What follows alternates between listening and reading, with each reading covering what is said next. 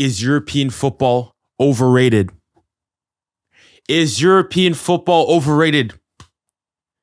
One more time. Is European football overrated? Guys, I'm starting to ask myself the question. Because, guys, I'll be honest.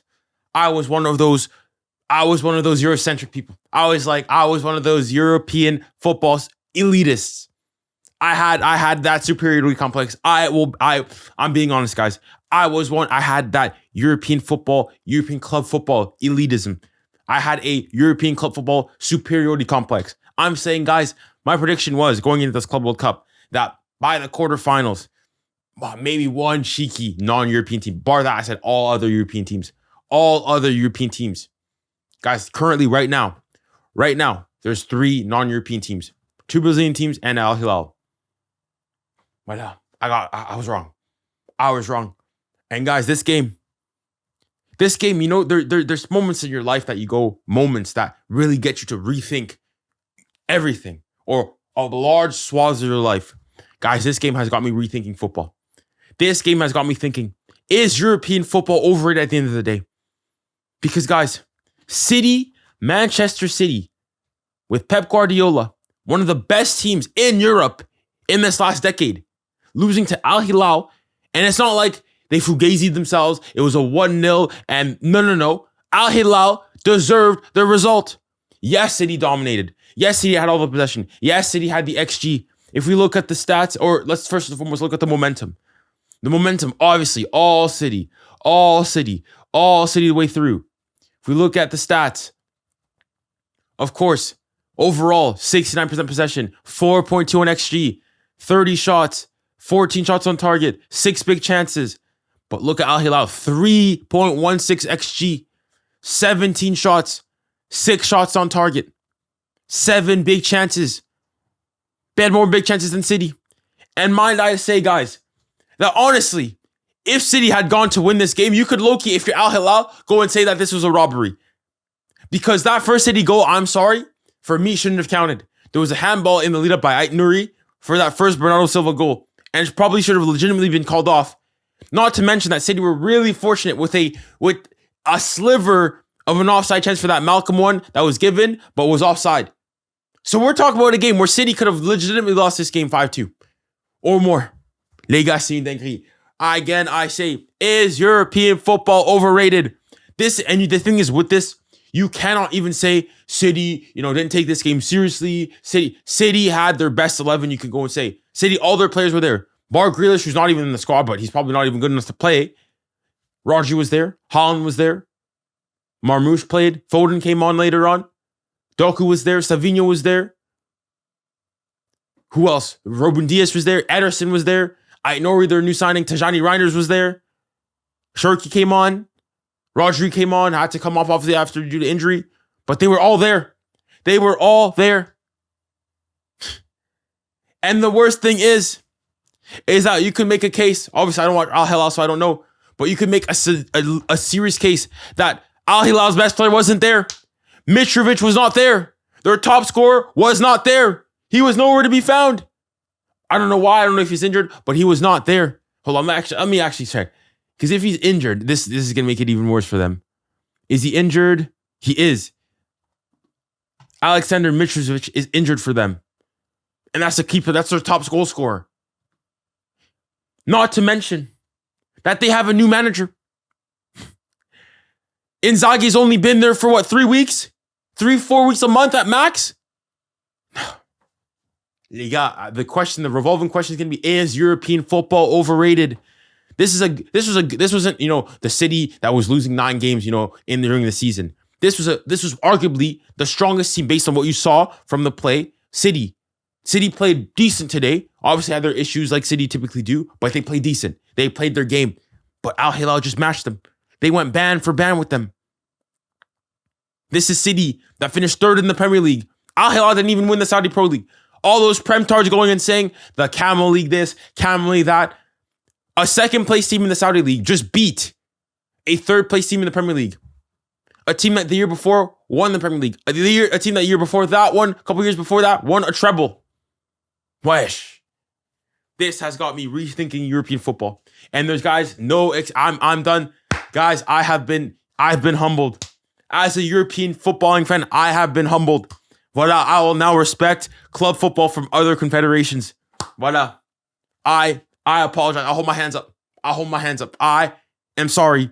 To all non-European footballing nations, I am sorry. Clubs, I am sorry. I, Junior Ńkànnì, apologize sincerely from the bottom of my heart. I was not aware of your game. Al-Hilal, I was not aware of your game. Oh, no. Guys, who would have seriously thought that today, the Inter Milan Fluminense game and the Man City Al-Hilal game, that the two non-European teams would advance? Maybe the one true visionaries out there, people with some crazy Mangekyo Sharingan powers, would have said, okay, Fluminense could have beaten Inter Milan. You know, they got a new coach. Some of their players were rested, this, that, and the other. They're not in good form. Okay. But who would have thought that City, especially based on the City that we saw in the early phase of the competition, would lose to Al-Hilal? Because people want to go and say that, oh, Al-Hilal have a lot of European. No. You go and you look. This is Al-Hilal squad. Kanu here, Saudi Arabian. You have Saudi Arabian. You go Al-Harbi, Saudi Arabian. 3 of their players are Saudi Arabian. And I'm not sure who's their captain again. I think he's injured or whatnot. The guy that scored in the why am I forgetting his name? The guy that scored against Argentina, I can't remember his name. Their captain, he wasn't there either. But these are all Saudi players. Products of the Saudi the academy system. Whereas you look at City, not a single English player. Foden obviously came on, not a single English player in sight. Haaland obviously has English citizenship, but he's not English. He doesn't represent England. Not a single English player in sight. So you can't use the fact that Al-Hilal have Saudi representation. They have 3 Saudi players in their starting 11.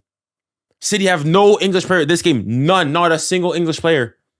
And even if you look at what the ones that came on, of all the English players that came on, you have what? Phil Foden is the only English player there. Les gars, c'est une dinguerie. This game has got me rethinking club football. This game has opened my eyes. This is a City team that is one of the best historically 5 years in the Premier League. They put on one of the strongest squads. All their players were available to them. They actually brought out. They didn't just take this thing lightly. They went and they just lost fair and square. You had Inter Milan lose to Fluminense, lose fairly to Fluminense. You had PSG lose to Botafogo. Yes, we rotated our squad, this and the other. Yes, we lost fair and square. We played 11 men on the pitch. We lost. You had Al-Hilal get Real Madrid to a draw. What other results am I thinking of? You had, even previously, Inter Milan getting pushed by 𝙀𝙀 Red Diamonds. Yeah, voilà. I'm slowly but surely being convinced that maybe European club football is overrated. European club football might be overrated. Wesh. And honestly, Simone Inzaghi, big respects to this man. Because obviously with everything that's happened recently, he was clowned. Getting smacked by PSG, losing the Scudetto, getting smacked in the Coppa d'Italia semifinal. All that going from a treble to nothing. What a result, what a redemption story for him. This guy's, he's only been on the job for what, 3 weeks, 4 weeks max? Wow. Honestly, in my books, his respect's gone up. Punaise. Now that sets up a tasty. You have Fluminense, Al-Hilal, Palmeiras, Chelsea on one side of the bracket, PSG, Bayern, and Real Madrid, Juve, or Bayern, Monterrey. Guys, I'm going to be honest. Before this tournament, listen, I thought it was going to be something, obviously. It's a FIFA tournament, it's a FIFA ranking tournament. But I was like, I'm not sure how big this is going to be. And I'm not saying that, this is all of a sudden bigger than, the Champions League, whatnot. I think it's still too young. But guys, I think this tournament might have a promising future. For all the fugaziness, the money grabs, and so on and so forth, guys, I think I'm hooked on this tournament. Seeing the passion from the fans, especially the South American fans, how much it means to them. The monetary benefits, obviously, which, was sort of, if you want to go and say artificial by FIFA. I think if they could sort out some of the organization, games being played in the US at the time, the bizarre time, so on and so forth, in near empty stadiums because, they're playing games in, 60,000 seater stadiums with only 20,000 fans. Guys, this thing could have gas into the future. What maybe this is me being super duper reactionary, and I can fully take that. But this competition in the future may very well be bigger than the Champions League in the future. If they begin, for example, to a lot more European spots, this competition could very well be bigger than the Champions League in the future. And I was a skeptic. I was a skeptic at one point. Guys, maybe not yet. Maybe not in the first couple of editions. But the fact that it's rare, it's every 4 years only, that you have to qualify by either winning the Champions League, your continental competition, or by qualifying by being one of the best teams in terms of coefficients. Les gars, honestly, I think this tournament could potentially in my lifetime surpass the Champions League. Les gars, c'est pas faux à dire. Guys, remember, I think if I'm not mistaken, the Euros were founded in the 60s. Same thing with Champions League. These tournaments didn't exist for all of eternity. So if you think that this tournament, let's say 40 years from now, les gars, I don't know. Voilà. Now this tournament has gotten gas. Guys, we are guaranteed to have either Fluminense or Al-Hilal in a semi-final of a FIFA Club World Cup. Les gars, you told me that at the beginning. I said you're lying. You're lying. Well, if I'm lying, I'm dying. Either Fluminense or Al-Hilal are going to be in a FIFA Club World Cup semi-final. Les gars, c'est une dinguerie. C'est une dinguerie. And obviously on the other side, Palmeiras versus Chelsea. And if you're a Chelsea fan, you're going saying, wow, the avenue has been paved. And even then, I can't even go and say that necessarily. Obviously, Chelsea are probably favorites to make it out of all this. But it's not going to be easy. Honestly, beat Palmeiras first. Focus on beating Palmeiras because that's not a given anymore. At this point, anything can happen. Anything can happen. On the other side, obviously, PSG, my beloved PSG versus Bayern. Obviously, everybody knows that's a heavyweight tie. And on the other side, Real Madrid, Juve, Dortmund, Monterrey. I'm not even counting Monterrey out of it. I am not even counting Monterrey out of this one. This has got gas, man. Wow. But again, my final thing is European football may be overrated. Les gars, 𝙎𝙬𝘼𝘾𝘼𝙎𝙬 pas quoi. I know all the Barca fans, all them, they're going and saying, this doesn't matter. This is a cardboard trophy, because your team's not in it. The Arsenal fans, the Liverpool fans, all these, because your team's not in it. People going saying this tournament is not fair. It's not good. The champions of England aren't there. The champions of Spain aren't there. Guys, at the last World Cup, the champions of Europe were not there. Italy did not qualify. Did we make a scandal of it? The criteria for qualification were clear. Yes, it was a bit fugazi for Inter Miami. They had to, for Messi, they had to, sneak him in through the back door. But apart from that, it was pretty clear. Be one of the best in terms of coefficients in your confederation or win your continental cup. Pretty clear. Very clear. Wesh. Wow. I think if you change a couple things in this tournament, yeah, I'm getting hyped. I'm getting hyped by this tournament. And I didn't think I would. As a PSG fan, I was getting, listen, obviously, my mentality, you guys can go back and watch when we beat Atletico Madrid, I said, we're in it, we win it. That was it. I didn't have necessarily the particular gas for it, but now, on top of the Ballon d'Or stuff, the being able to beat old foes, the Messi's, this tournament has got gas. And to be able to be the inaugural winners of the competition, the first ever winners, a patch for 4 years that you're the best team in the world. Because now if you're Al-Hilal, if you beat PSG, for example, God forbid, if another team, Fluminense, wins it, you are legit, you are the best team in the world. The best European teams, or some of the best European teams, were there, and you beat them. Wow. FIFA, voilà. I think there's still issues with it. I think the organization needs to be strong. I think I might make another video about this. But honestly, in terms of the event itself, I think it's a success. Voilà. I think it's a success. I think if you perhaps make sure, maybe, I don't know, reduce an international window, you allow just to have plays a bit more fresh. Maybe, like, again, the only thing that I could see, and I know I'm not even talking about the City game anymore. The only thing that I think could potentially cause issues is because this is basically going to all of a sudden become an ego battle between UEFA and FIFA. UEFA is going to want to boost their Champions League, play more games in the Champions League, have more UEFA Nations League game, more this, more that. FIFA is going to go and say, we'll do the same. And I just think that, okay, at some point, you're going to dilute the product of the game. But as a concept, voila.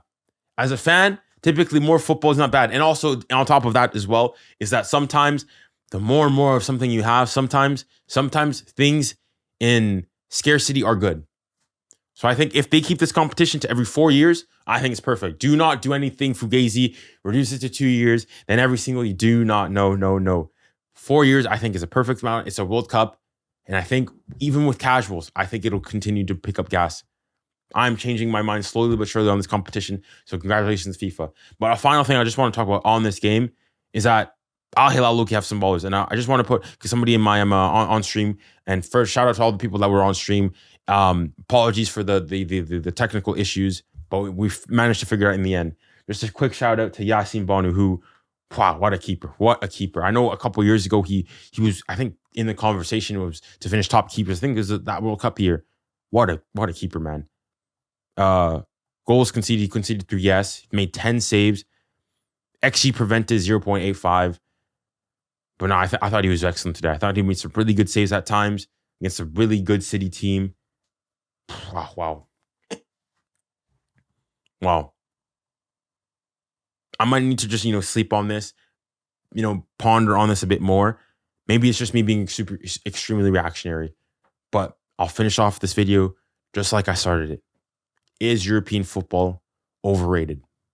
Guys, thank you guys for watching the video. Thank you to the people that are here after 17, 16 minutes or whatnot. It's been a pleasure having everybody on stream. And I hope you guys look forward to the next piece of Club World Cup content and just content from the channel. Anyways, guys, thank you guys very much. And remember, stay safe, stay kind, and stay blessed. Godspeed.